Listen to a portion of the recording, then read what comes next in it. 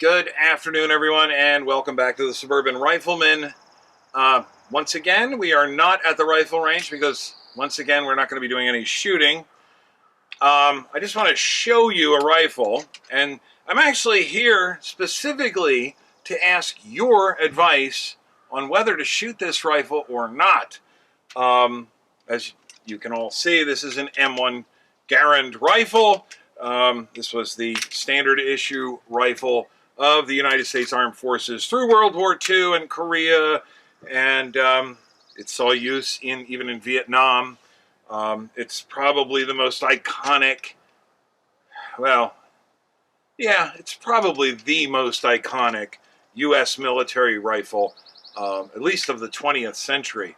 And this one, now this is not a World War II vintage one. This one is just about as late as the M1 Garand gets. But there are tons and tons and tons of M1 Garand videos here on YouTube and articles and everything else. There's a lot of experts out there who know a lot more about these rifles than I do, and I really couldn't, I don't think I really have an awful lot to contribute to any of those regarding the history or the mechanics or whatever of the rifle. I am very, very familiar with this rifle, but I am by no means an expert. I'm certainly not a collector. My dad, on the other hand, is quite an expert on the M1 Garand, and he was a very serious collector.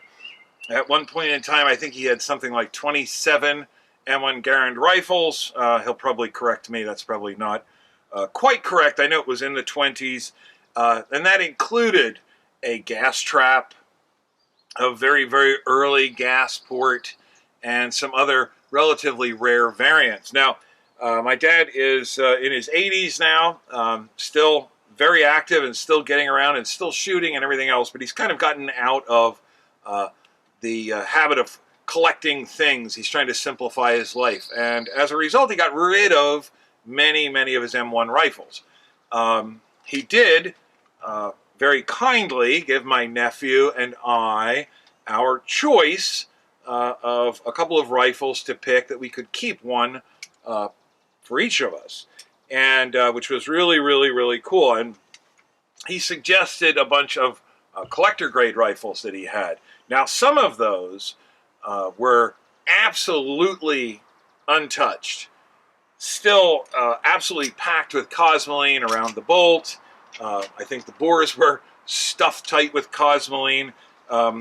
You can't even work the bolt without ruining the collector value of those rifles, because you would be disturbing all of that originality. This, on the other hand, this is the rifle I chose, and this one is also collector grade. It's also unissued. It is, as far as I know, unfired, other than proof firing at the factory. This one was made by H&R, Harrington and Richardson Arms. This is post-war. It's post-Korean War even. This is about as new as a GI M1 Garand rifle can be, or Garand. I switch back and forth. I hope that doesn't annoy any of you. As a matter of fact, I think this rifle was made 1955, just before they started making M14s. So this has all the latest updates, all the latest mechanical and metallurgical updates. This is about as modern as you can get, and it wasn't made under wartime pressure. These things are real jewels. But it is essentially brand new. It still has its hang tag from the CMP. It's basically brand new, but I've worked the bolt a few times. It's decocked at the moment, and that's the reason I didn't pull the bolt open to show you that it's unloaded. I guarantee you the rifle is unloaded. My quandary is, I've had this rifle in my possession now for about a year, and my question is, do I fire it or don't I fire it? And I have vacillated back and forth and back and forth, and I've often said in the past, I may have said in some videos here on the channel, why are you going to own a rifle that you can't shoot?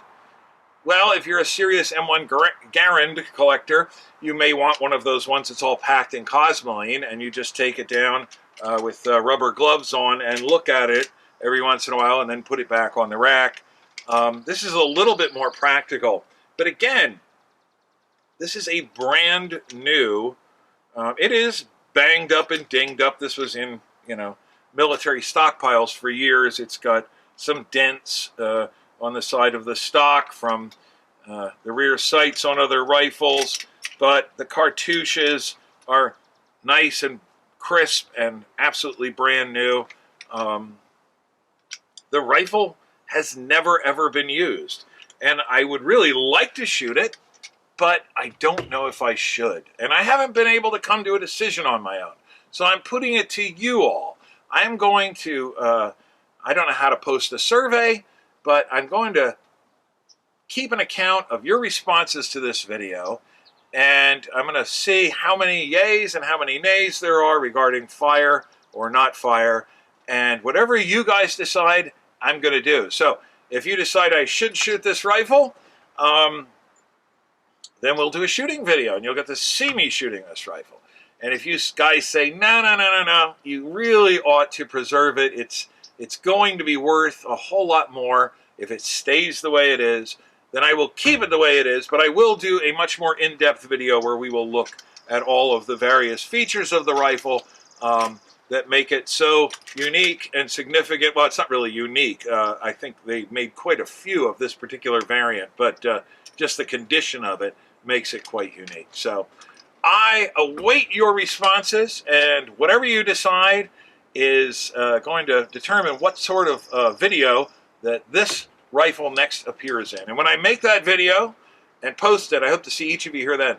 Later, guys.